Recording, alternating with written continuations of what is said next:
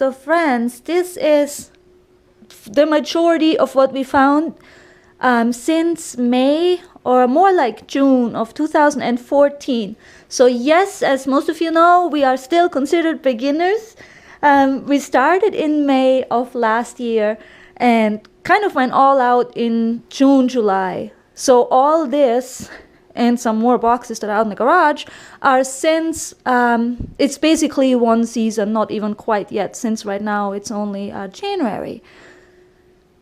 So I'm just gonna run through some of the finds. Kind of overwhelming to look at them all, but I'm gonna go through it very quickly. A lot of it was filmed and some of it wasn't, because in the beginning we weren't filming anything. I started out with the White's Coin Master, and Tiger had you had the MXT, right, from the beginning? MXT Pro. He had the MXT Pro. Then I upgraded from the Coin Master to the MXT All Pro. And then from there, we upgraded to the VX3s, my Vixen, as everybody knows. And so ever since then, we've hunted with the MXT Pro and the VX3. All right, so here we go. This is our relic case, one of our relic cases. And you can see all the buttons here, all the flat buttons. Big dandies. Big dandy buttons. And all of these buttons look from the tiny cufflinks. Look how small, all the way up to the much bigger ones. And then this type of button, very cool. And then the decorative buttons, some have writing on the outside, a flower pattern, another flower pattern, just beautiful. This one shows an angel on a boat. Cherub.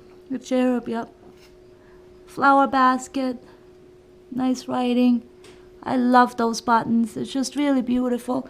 And along with the buttons, we also got these buttons. These cool guard button, eagle button, and another eagle button. Oh yeah, that's helpful. Thank you. Oh, yep. It's my little 3 grouping. Cool.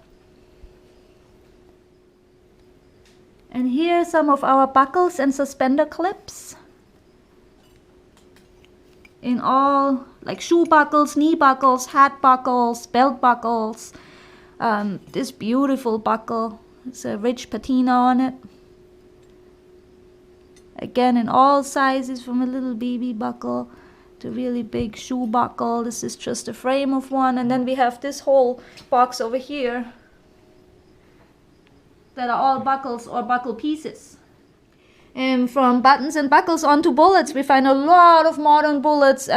We dig a lot of them, unfortunately, because they ring up so differently each and every time, so it's very hard to discriminate them sometimes. But these are the cool type of bullets. These are all musket balls. Most of these actually come from a local hayfield that was like a muster field. It's really cool. And then these, what I believe to be lead drippings, most of these are also from that same site, as well as these 3 ring bullets. The buttons that I already showed, and this beautiful buckle, same hayfield. A beautiful eagle on it. Show the back. That was a very, very prolific hayfield. That field gave up a lot in coins and kind of that military style. Relics. Very, very cool. These here, guys, are among my 4 top favorite items. They are from a permission hunt we did. As you guys know, we do a lot of permission hunts where we go, basically on a Sunday we go drive around, or on a Saturday, and if a house looks old, we get out and ask, and if we can buzz around their yard with our detectors. We say a lot of times that we've been in the area anyway, and like we've already detected other houses in the area, which we always do. And then I typically would show something I found at the other places, like a button or a buckle or something, and inevitably people will get intrigued and people want to see what you find. So it's really cool. This grouping is one of my favorite permission hunts we did, and they're all Masonic items. This one has the Latin inscription around it, this star. The skull and the crossbone. Unfortunately, the other crossbone, this one, is missing. This buckle, and this cool sword holder with a chain. I love that, and that was all kind of clumped close together and quite deep, and all was like a little charred looking, wasn't it? Yeah. Like it was burned. Yeah. It had that charred look to it. This chain is just so cool. Yeah, that was one of my favorite permissions like ever. So speaking of permission hunts, this is an item we find a lot on those private properties. Beautiful silver thimbles and monogrammed ones. So I have 3 right here. We had 4 and 5, which we returned to the homeowners. These here the people didn't want, so we kept them. Beautiful. You can see the letters on each one. I love that silver look that they have. And then going from this silver to the other non-coin silver is silver spoons. Again, some of them went back to the homeowners if the homeowners wanted to keep them. If not, here we are with them. So all kinds of different makes and models. But very cool. I love them all. Here are 2 items that we very commonly find. We found a lot more than these 2, but I'm just using these 2 as an example. They are the ends of like a horse harness. They're called Hames ends. And this is what the horse harness looked like. So very cool. Here's that thing at the end. Hames end. So I love them. Very cool local history. Find them all over the place. Another item that we find a lot here in New England, or presumably everywhere where there has been a lot of farmland, are these little things that go on the end of ox horns. Check out some of our ox knobs. Literally, we find hundreds of them. I kid you not. You know what? I really like them. I really do. See how they're all like different shapes? So they're screwed on at the end of the ox horn to prevent the animals from injuring each other or the farmer or whoever. So I think they're really cool, like different. Some are actually decorative too, and some are smaller. So look at this one to a little baby ox. So I really like them. Couple of miscellaneous items. This one, a heel plate. I love that heel plate. It's great shape. Looks awesome. And a complete, well, as complete as they can be, harmonica, where we usually just find the reeds, the harmonica reeds. This one is pretty complete. This we actually found this past weekend, so actually 2 days ago. So that was pretty cool. And then keys. I have some more keys in another box downstairs that I'm thinking about making jewelry out of. But here's some keys or clock winders and brooches, of which this one is almost my favorite. It's a snake coiled around the center part. It's got a green eye, or maybe it's a dragon. I think that's really cool looking. And then this one too. It's kind of yellow looking stones in it. I love this one also. And the Rhode Island rooster one. And this little dog or bunny. And you can show these 4 clock winders. And the little clock winders. I like this one a lot. It's really pretty. So, there's, and jewelry. We have more rings, but we don't typically hunt where there is modern jewelry. So these are kind of varying ages. These are silver rings, and then this one, and this band. But typically we don't. Typically we don't hunt in areas where we are. This one says Paris 46 on it. It's actually kind of cool. But more interested in the old stuff. To continue with the miscellaneous, my little headless soldier, and I think he is from a permission hunt too, and I believe it was actually on Halloween. So I remember talking about it. And this cool bridal piece, like this one, I like this bridal piece. All hand engraved. And continuing with our miscellaneous finds is this cool gun, which we did not know what it was. And it turns out to be a starter gun. And it had the orange tip removed. But it was not used by a crime, in a crime. With no criminal intent, this gun has been cleared. And we find a lot of Tootsie cars or old toys. And I would say my favorite one, which is the only one I'm gonna highlight, is this one. This little red Ferrari. Made in England by Lesney. I love that little car, it's perfect. And onto our coins. These are our silver dimes and silver quarters. Wide range of years. So we have the Barber ones and the Mercury ones. Pretty cool.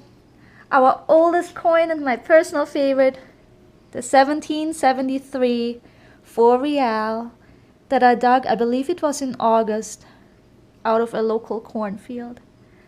I love this coin. I really like the design of this coin a lot. It's really, really pretty. I'll never forget finding this. It made quite an impression. Literally it did. And then this one I think is a really cool find too. This is one we actually don't have on camera. This is literally, I think, 3 weeks or so after we started metal detecting, and we walked between 2 cornfields, and Mark dug up these 2 handles like a little purse strap, or like a coin purse handles, and right next to it he dug up this, an 1898 Barber half. Barber half. It's in really good shape. Yeah, that coin is awesome. But I just love that it comes with this little story, the little purse straps and the little coin inside, you know, that's perfect. And it was about 9 inches deep. Yeah, I remember that. You dug a long time. These are our Indian heads. Again, different varying conditions and varying dates. This one here is an 1897, for example. Some are readable dates and some are not. A bag of Wheaties. And then over here, just different, some of the nicer coins we stuck in here.